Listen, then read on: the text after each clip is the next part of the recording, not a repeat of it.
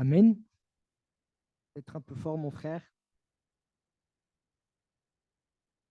Il y a quelques jours de cela, on était en vacances avec mon épouse et les enfants. Et il y a 2 semaines, on était avec la tante à Jessie. Elle nous a préparé un bon riz cantonné. Et dans le riz cantonné, il y a des crevettes. Les crevettes, on les décortique et on se régale. Et on est capable de décortiquer des produits pour se nourrir. Ce soir, ce qu'on va faire, on va décortiquer la parole de Dieu pour se nourrir spirituellement. Amen.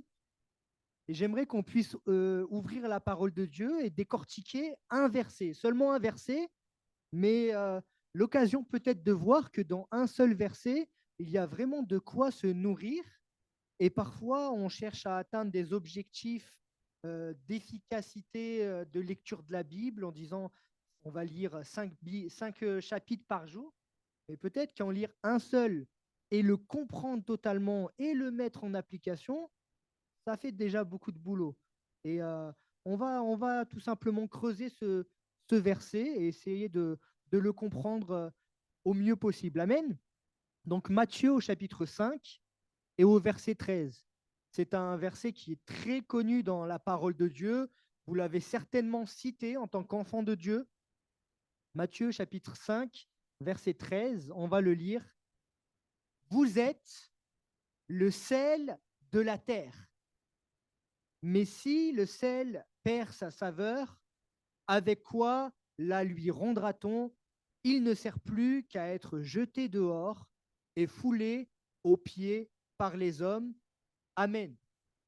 On connaît ce passage, mais il est loin d'être vide de sens et on peut le lire, puis le relire un an après, et je crois vraiment qu'on comprendra des subtilités qui sont inscrites dans ce verset.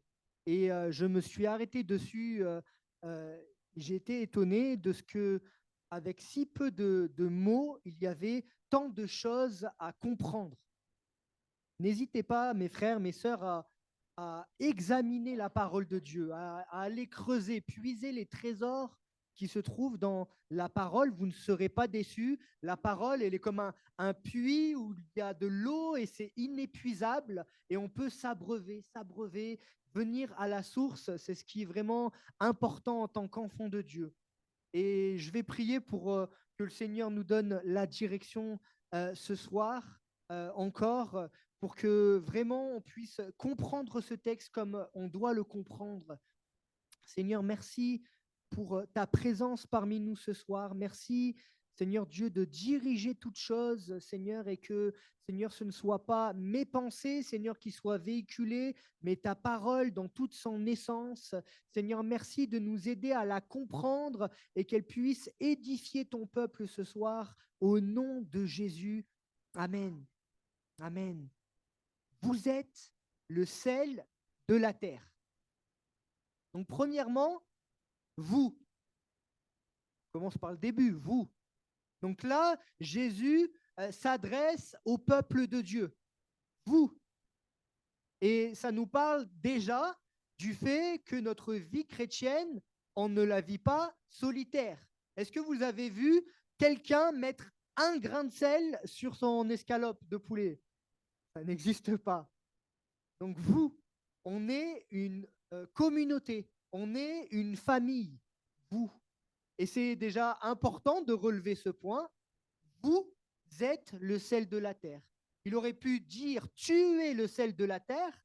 Et souvent, avec ce texte, on va donner des applications individuelles alors que le texte parle de manière collective. Et c'est vrai qu'on peut donner des applications qui sont individuelles et on va le faire. Mais avant toute chose, il faut se dire que du sel, j'en ai à la maison et il n'y a pas un seul grain. On est une famille et le sel, c'est une grosse quantité qui fait tout ce qui provoque du goût aux produits que l'on va revêtir de ce sel. Et l'Église, c'est ça. C'est une grande communauté. C'est une grande famille. Et il ne faut pas oublier que même si sur Givor, là, ce soir, on est peut-être une vingtaine et sur Zoom quelques-uns, On est une grande famille, l'épouse. On est une famille dans toute la terre. Et il y a du sel dans notre cuisine, ok, ça c'est une chose, mais il y a du sel dans la mer, et il n'y a pas qu'une seule mer, et il y a du sel dans toutes les maisons. Il y a des églises un peu partout dans le monde, il y a des enfants de Dieu un peu partout dans le monde, et il ne faut pas oublier que nous sommes une grande famille. Vous, vous êtes, vous êtes. Donc, c'est le verbe être. Le verbe être. La notion de l'existence. Vous existez, vous avez un sens à votre existence, puisque vous êtes le sel de la terre. Il y a un sens à votre existence, puisque le fait d'être, c'est le fait d'avoir une nature profonde. On n'est pas n'importe quoi. Mon frère, ma sœur, tu n'es pas n'importe qui. Ce n'est pas l'occasion de se glorifier, loin de là, mais tu es le sel de la terre. Tu es un enfant, une enfant de Dieu. Tu as du prix aux yeux de Dieu, de la valeur. Vous savez, moi, je peux manger de la bonne nourriture, mais s'il n'y a pas le sel qui est là pour donner sa saveur à l'aliment, ben, ça n'a pas la même perception dans mes papilles. Donc, tu as du prix.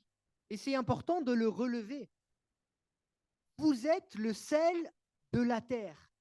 Ça veut dire que il y a un rôle aux disciples de Jésus-Christ.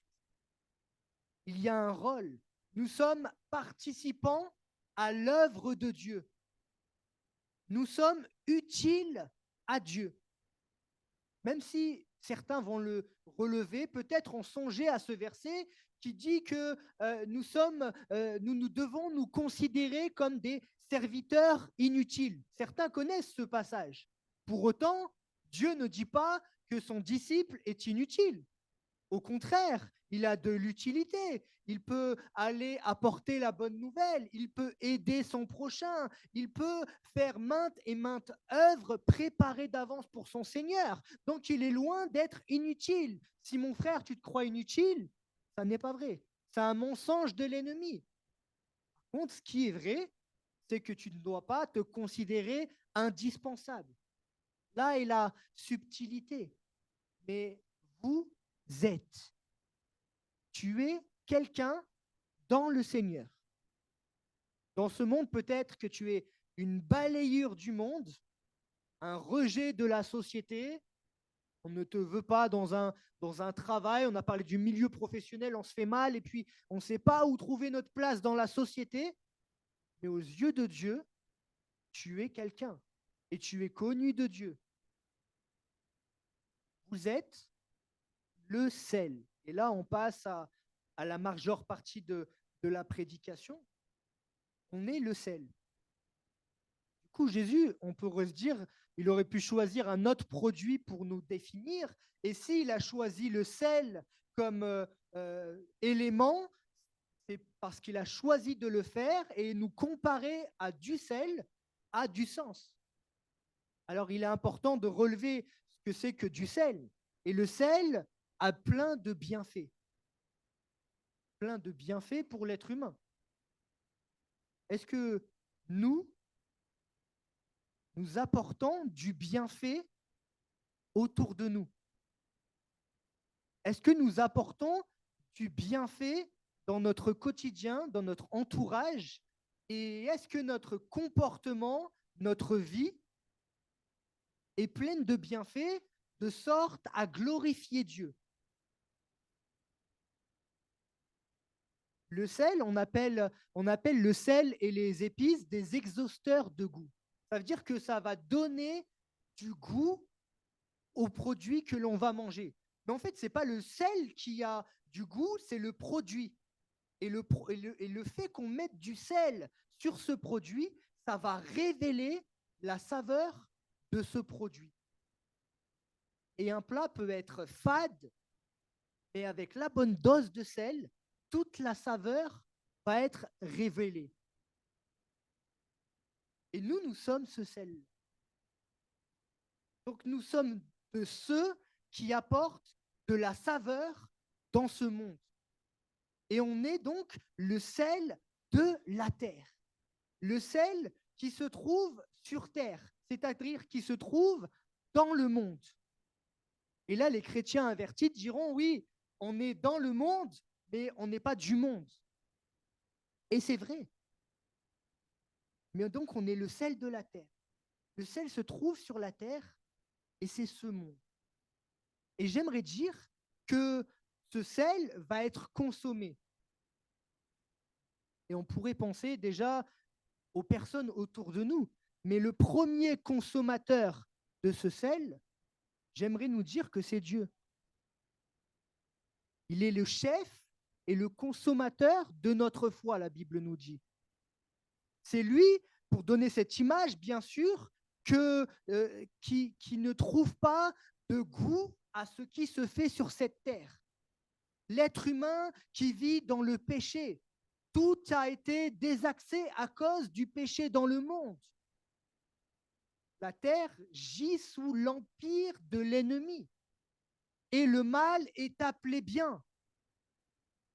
Et quand il voit les disciples de Jésus, le sel de la terre, qui eux ne vivent pas selon les préceptes de ce monde et du prince de ce monde, alors il y a de la joie dans le cœur de Dieu. Ce qui va relever ce goût, c'est le sel, c'est les disciples de Jésus. Et il est, on pourrait dire comme cela, le premier consommateur de ce sel. Et quand on dit cela, ce n'est pas pour se glorifier en disant qu'on est mieux que les autres. On est ce sel, mais tout n'est que grâce.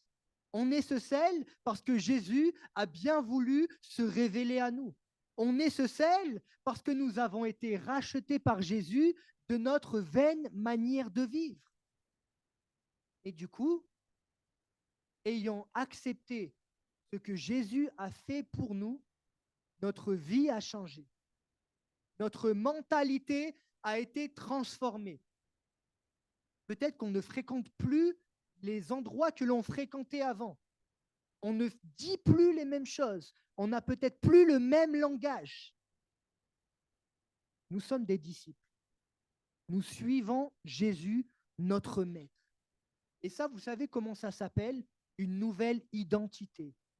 Passer d'un royaume à un autre. La différence avec les autres, c'est pas que nous sommes mieux, mais c'est que nous avons Jésus pour maître et que nous sommes gracieux. Et donc, on a une mission, mes frères et sœurs, c'est de relever le goût de la terre, le sel de la terre. On a cette mission-là.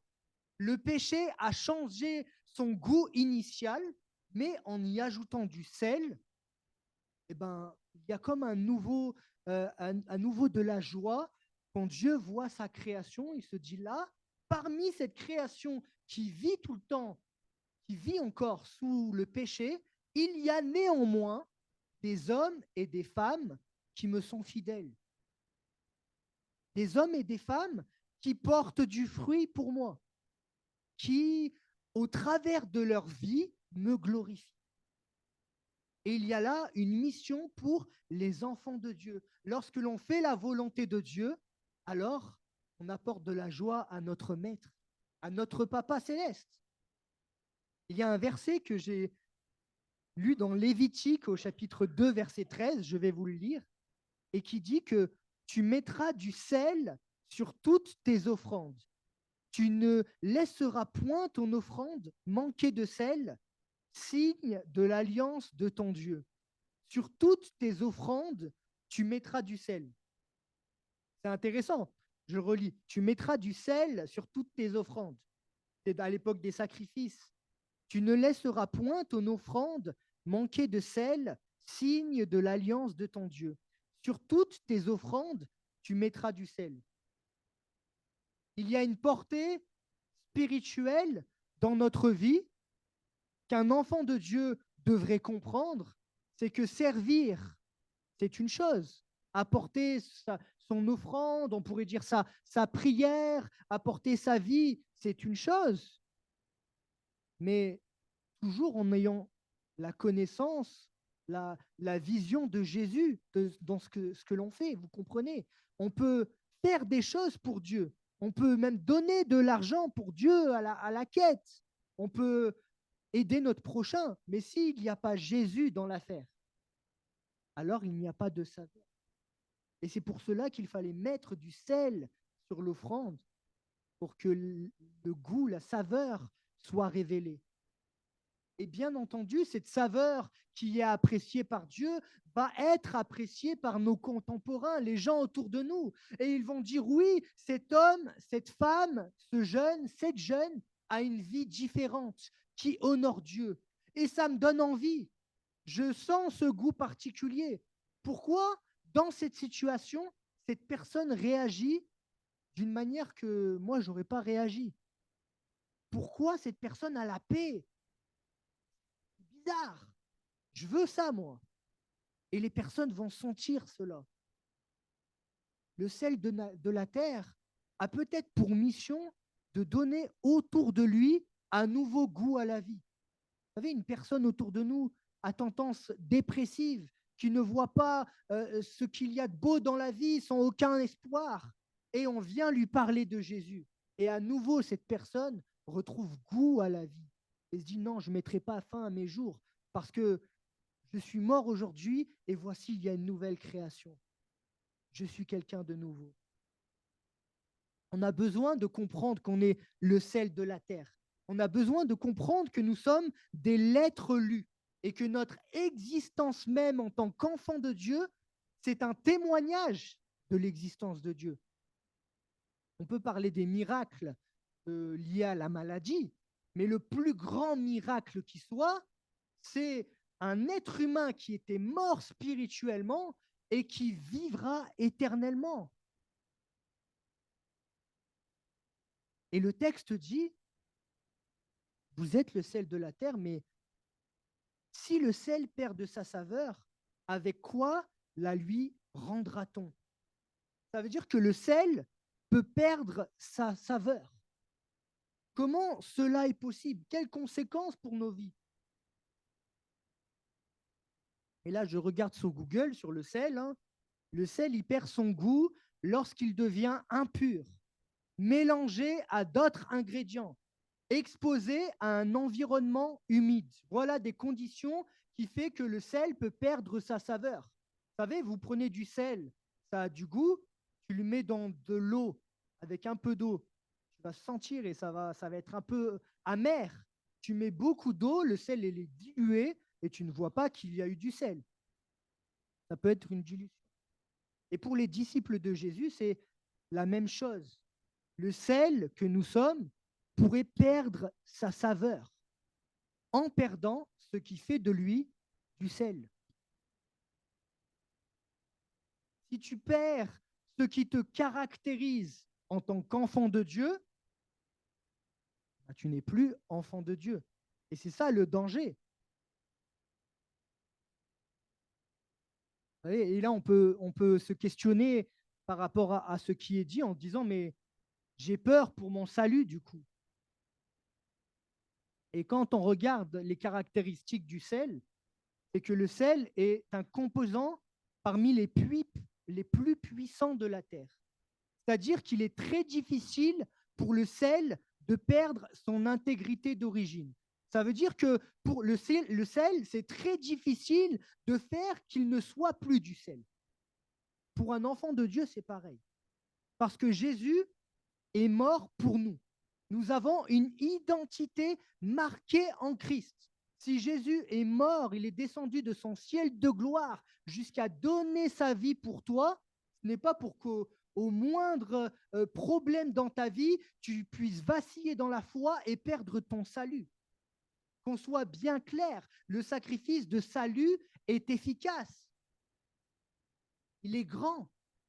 Regardez, ce texte nous dit dans Hébreux 9, verset 12, il est entré une fois pour toutes dans le lieu très saint, non avec le sang des boucs et des veaux, mais avec son propre sang, ayant obtenu une rédemption éternelle.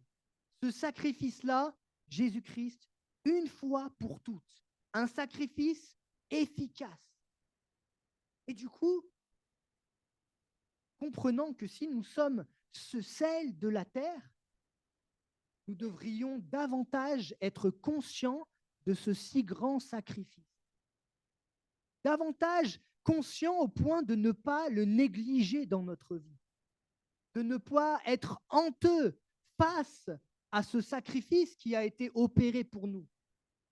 Nous devrions davantage être conscients de notre identité d'enfant de Dieu, pour que cette identité soit forte dans notre vie et que nous puissions être capables de prendre position. Non, je n'irai pas à cet endroit. Non, je ne ferai pas cet acte. Je ne dirai pas ces paroles. Je refuserai cette chose-là. Pourquoi? Je suis un enfant de Dieu. Et c'est marqué dans ma vie. Mon identité est forte. Par contre, il est sûr que si est ajouté à la vie du disciple de l'impureté liée au péché, toutes sortes de vices, toutes sortes de choses qui n'ont rien à voir avec la vie d'un enfant de Dieu, l'adhésion à des principes mondains.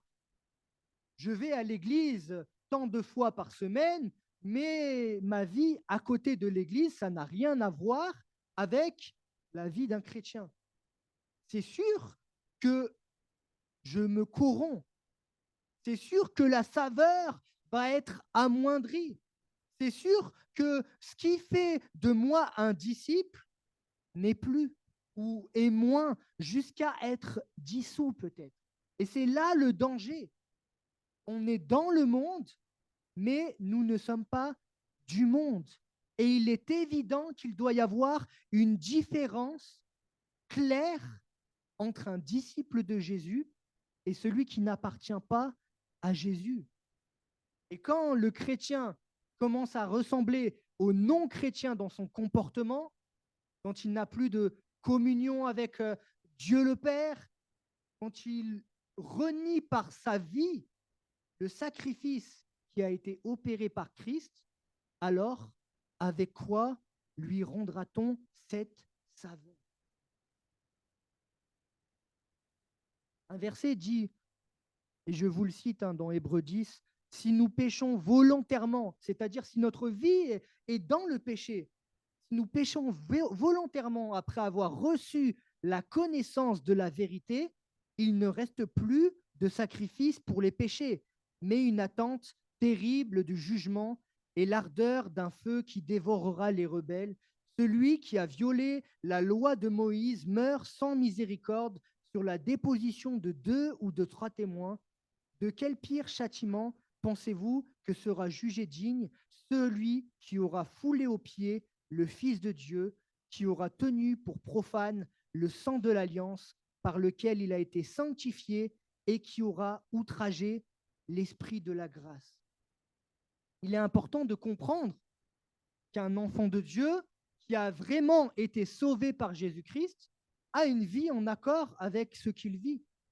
Et que peut-être, bien peut-être, si cette vie n'est pas du tout en accord avec l'Évangile, peut-être que jusqu'alors, tu as adhéré à des principes bibliques, mais tu n'as pas encore fait cette rencontre avec le Seigneur. Puisque le Seigneur est celui qui fait que tu peux naître de nouveau et entrer dans cette dimension d'un enfant de Dieu. Bien sûr, la vie d'un chrétien n'est pas parfaite, en tout cas, il y aspire, mais il y a un changement croissant, progressif, en tout cas un désir. S'il n'y a pas ce désir, peut-être faut-il aujourd'hui demander à Dieu sa grâce et la porte est encore ouverte et tu es au bon endroit pour te repentir, pour changer d'attitude, pour réclamer sa grâce et crois que le Seigneur t'offrira cette grâce. Je vais finir avec ça en disant que, toujours en restant sur cette pensée du sel, le sel, c'est un produit qui est immobile en soi. Et donc, s'il est corrompu par des éléments extérieurs, c'est que quelqu'un va y ajouter cet élément extérieur. Mais pour un enfant de Dieu, c'est différent, parce que nous sommes des êtres vivants. Et bien souvent, c'est nous qui allons choisir les lieux que nous allons fréquenter, que nous allons faire, notre mode de vie. Et peut-être qu'on a été placé également par des personnes dans un environnement hostile à notre foi. En tout cas, toutes ces choses peut-être font que le sel est en train de perdre sa saveur. Et peut-être qu'il y a quelqu'un ce soir qui est en difficulté quant à sa foi. Et j'aimerais te dire que si tu es ici, certainement que le sel n'a pas perdu complètement sa saveur, mais qu'il y a quand même quelque chose qui est là présent et qui mérite ton attention, mérite de te dire que tu as la possibilité, toi, de te bouger, pas comme le sel qui est mobile. Toi, tu peux te déplacer, te dire je refuse, je lutte contre cela. Tu peux sortir de cet environnement où le sel perd sa saveur. Je vais finir simplement en faisant une prière et un appel dans cette direction. Et si tu te sens concerné, prie le Seigneur en toi-même, dans ton cœur, et le Seigneur va agir ce soir. Amen. Seigneur, je te remercie pour cette parole, Seigneur, pour le fait que tu nous appelles, Seigneur, celle de la terre. Seigneur, et je te prie pour tous mes frères et sœurs, pour que chacun d'entre nous prenons conscience, Seigneur, que nous sommes ce sel de la terre, Seigneur, qui a une mission, Seigneur Dieu, qui t'honore, Seigneur Dieu. Donnez du goût, Seigneur, à ce qui se fait ici-bas. Seigneur, donnez du goût autour de nous, dans notre famille, dans notre travail, Seigneur Jésus-Christ, par nos comportements, notre acte. Seigneur, que, Seigneur, ce soit la vie d'hommes et de femmes consacrés, de véritables disciples de Jésus. Seigneur, mais je te prie également pour celui, celle qui doute, Seigneur Dieu, de son salut. Seigneur, pour que tu puisses l'aiguiller, Seigneur, le diriger, pour qu'il puisse te rencontrer, Seigneur, peut-être se repentir si, Seigneur, tel a été déjà le cas. Seigneur, et je te prie, Seigneur, pour que celui qui voit comme ce sel se dissoudre petit à petit et perdre de sa saveur, Seigneur, puisse reprendre, Seigneur, de bons chemins avec toi, reprendre de bonnes dispositions, peut-être s'éloigner d'environnements hostiles, à la fois d'environnements d'actes blâmables, condamnables. Seigneur, merci de bénir ton peuple, de le sanctifier. Seigneur, merci de nous apprendre davantage à méditer ta parole et de saisir, Seigneur, toutes les subtilités. Que ton nom soit béni, Jésus. Amen.